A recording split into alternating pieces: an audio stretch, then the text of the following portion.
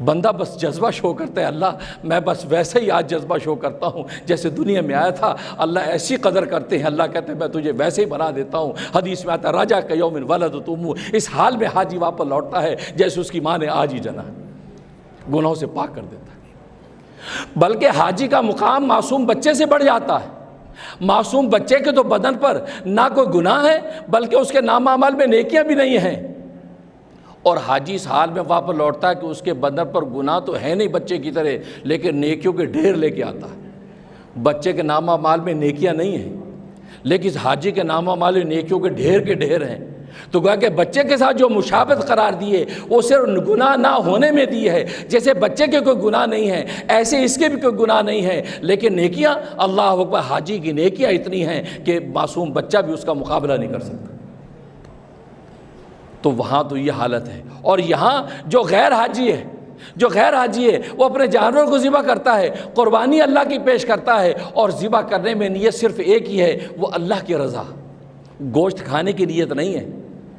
اسے تو آپ مسئلہ جانتے ہیں، اگر 7 حصے داروں میں سے ایک حصے دار کی نیت اگر گوشت کھانے کی ہوگی تو 7 کے 7 کی قربانی رد ہو جائے گی، کسی کی قربانی قبول نہیں ہوگی، کیونکہ یہ گوشت کھانے کے لیے نہیں ہے، یہ اللہ کے رضا کے حصول کے لیے ہے۔ اللہ کے رضا کے لیے 7 لوگ جب ذبح کرتے ہیں جانور کو تو اللہ تبارک و تعالیٰ کو 7 کی قربانی کو قبول کرتے ہیں۔ لیکن اگر ایک کی نیت میں فطور آ گیا کہ میں اس لیے کر رہا ہوں تاکہ مجھے گوشت ملے، تو بس اس کی ایک کے فطور کی وجہ سے سب کی قربانی رد ہو جاتی ہے۔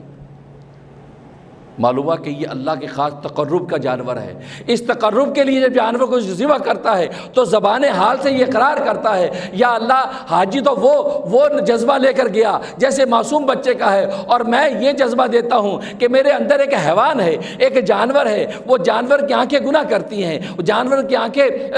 کان گناہ کرتے ہیں، اس کے زبان گناہ کرتی ہے، ہاتھ پیر گناہ کرتے ہیں، سوچ و فکر گناہ کرتی ہے، یا اللہ وہ اندر کا جو حیوان ہے اس حیوانیت کی وجہ سے مجھ سے گناہ ہوتے ہیں۔ اے اللہ، آج تیرے نام پہ تیری تکبیر کی چھری سے آج میں اندر کے حیوان کو ذبح کرتا ہوں، بسم اللہ اللہ اکبر۔ جب وہ اندر کے حیوان کو اللہ کے لیے ذبح کر دیتا ہے، یا اللہ جب یہ جانور میرا اندر کا ذبح ہو گیا، اس کی اب آنکھ تو ہوگی لیکن وہ دیکھتی نہیں ہے، کان تو ہیں لیکن سنتا نہیں ہے، زبان تو ہے لیکن بولتا نہیں ہے، اے اللہ بالکل اسی طریقے سے اب میرے اندر نفس کا جو جانور ہے وہ جانور تو ہوگا، اس کی آنکھ تو ہوگی لیکن وہ گناہ کو دیکھے گی نہیں، کان تو ہوگے اب وہ گناہ سنے گا نہیں، زبان تو ہوگی لیکن گناہ بولے گی نہیں، سوچ و فکر تو ہوگی لیکن گناہ کرے گی نہیں۔ اے اللہ، آج میں سچی توبہ کر کے اپنے اندر کا جانور ذبح کرتا ہوں۔ جب یہ جذبہ شو کرتا ہے تو اللہ تبارک و تعالیٰ بھی کمال کرتے ہیں۔ حدیث میں آتا ہے کہ اللہ تبارک و تعالیٰ وہ جانور کے خون کا قطرہ بھی زمین پہ گرتا نہیں ہے، اللہ تبارک و تعالیٰ اس سے پہلے اس کو قبول کر لیتے ہیں۔